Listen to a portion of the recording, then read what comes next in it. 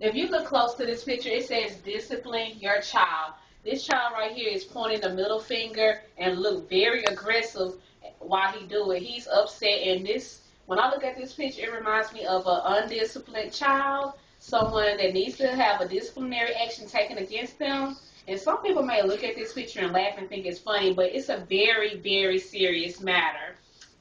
And discipline, many people don't understand what discipline means. According to Wikipedia.com, discipline means to instruct a person to follow a particular code of conduct. It says a person, so it could either be when you're a child or when you're an adult. And I feel that it's better to discipline a child because when they grow up, they'll know how to go the right way in doing things.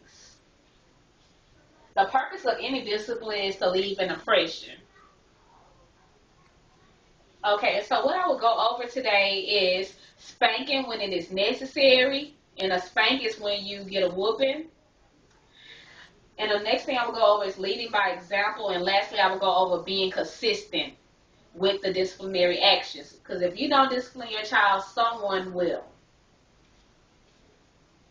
Okay, and so far as spanking when it is necessary, according to Robert Lazar, he's a psychology professor.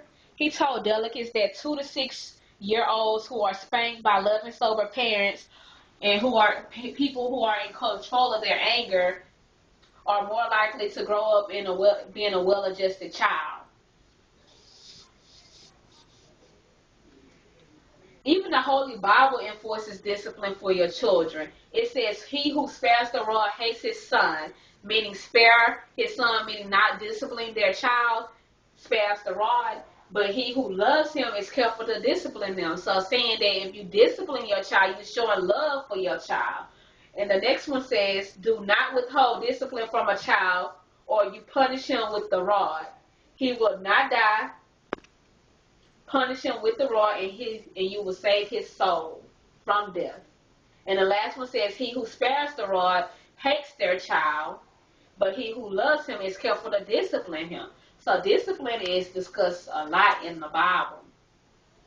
The next thing I will talk about is leading by example. You cannot be a parent and then do something wrong and expect your child to do what's right. If you are cursing, it is hard to tell your child to stop cursing.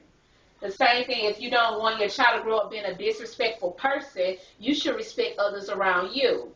And one thing that I see a lot is when parents have their children lie to the bill collectors and tell them, "Mommy not here." You're teaching your child bad habits. You're teaching your child to lie. But if your child was to lie to you, you'll get mad.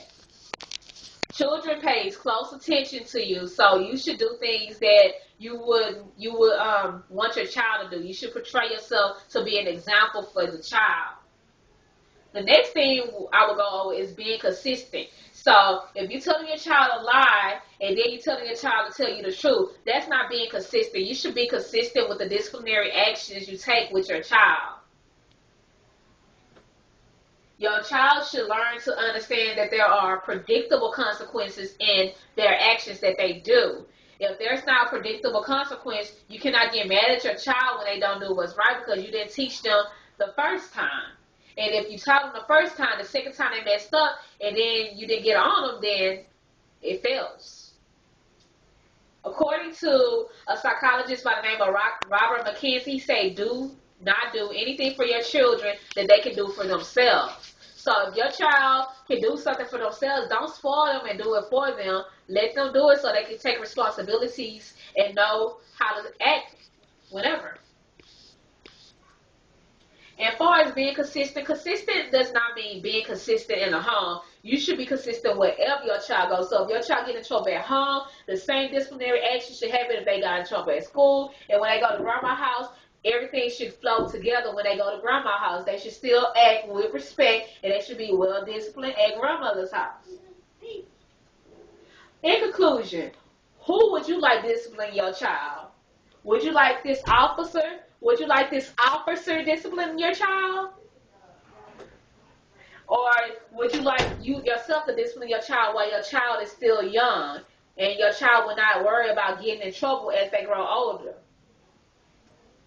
Would you rather your child being in timeout in a coma, or would you rather your child going to jail being in a permanent timeout? Think about it. If you don't discipline your child, the government have a plan for them when they get grown. So I advise you to discipline your child when they're still young and they're still trainable, because once they get old enough, they're stuck in their ways and they're not trainable anymore, and the only thing left is the government forces to go against them.